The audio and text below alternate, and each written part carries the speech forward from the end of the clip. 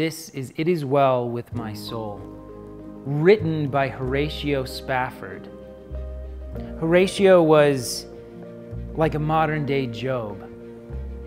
He had lost his only son, whose name was also Horatio, at the age of 2 to scarlet fever. He then lost pretty much his entire life savings, which was invested in real estate during the Great Chicago Fire of 1871. He and his wife decided at that moment that they were going to leave their broken life behind and follow D.L. Moody around the Welsh Revival in England. His 4 daughters and his wife, and they were set to sail across the Atlantic when he was held behind to wrap up some of the business dealings of the properties he had lost during the fire.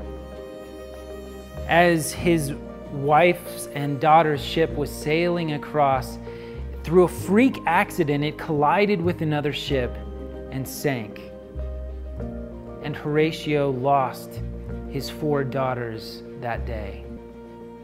His wife, who was rescued and taken to shore in England, sent a telegram back that read only, "Saved alone.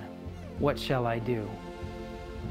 So quickly, Spafford packed up everything that he had and took the first ship that he could to cross the Atlantic and meet his bereaved wife.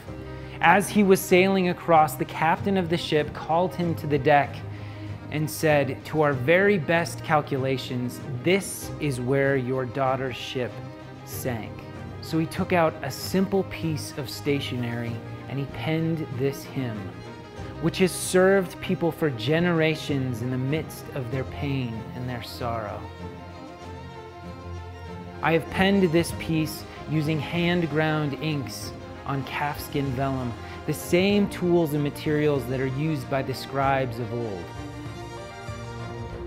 And I penned Spafford's hymn as waves of the ocean. And upon those words, you see Spafford's ship sailing across into a sky where the clouds are breaking up and you have these rays of hope piercing through it. You know, I think of Spafford at that moment and the depth of sorrow that he must have felt.